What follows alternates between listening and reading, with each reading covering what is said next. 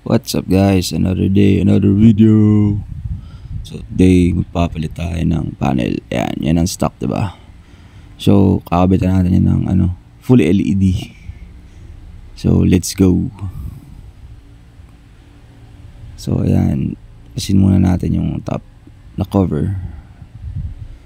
So gamitan nyo lang ng ganun tools. So ayan, tanggal na siya. Medyo matigas lang pag bago.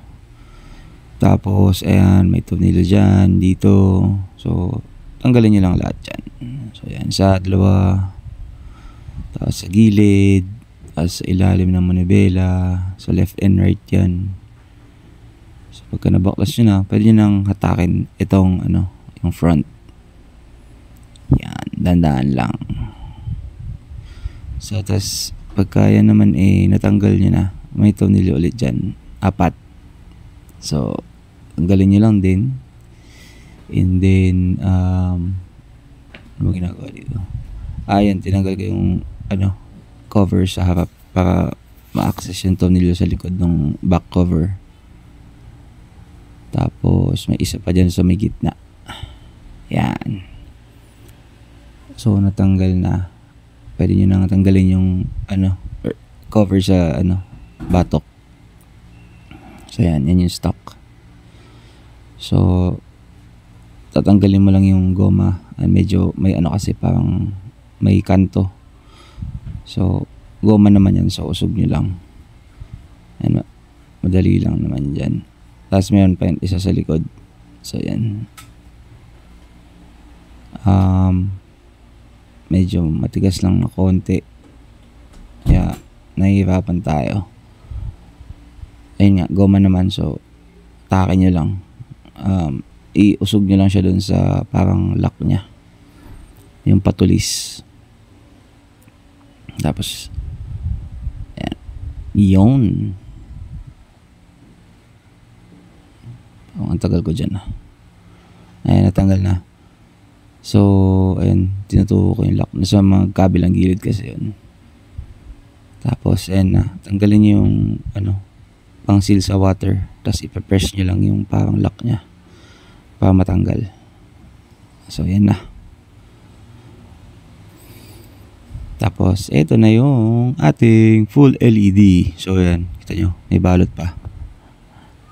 So bagong bago yan guys. So same lang siya sa stock. Walang tabas ganun or what.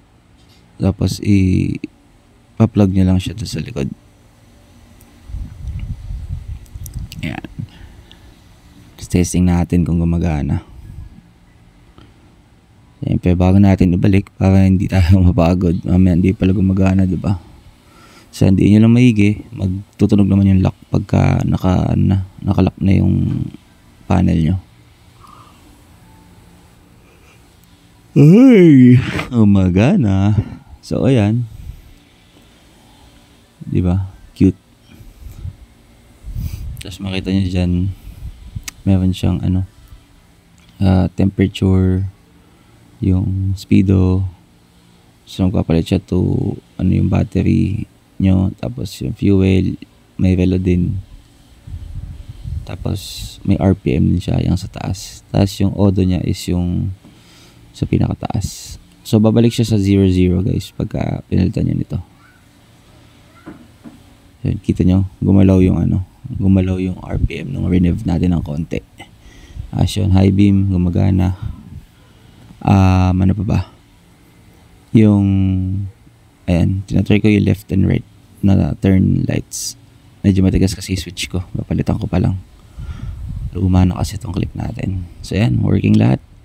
All good. Dagdag pogi sa mga motor guys. So kung tip nyo yan, kabit na tayo. Let's go. So ayan, makabit na natin.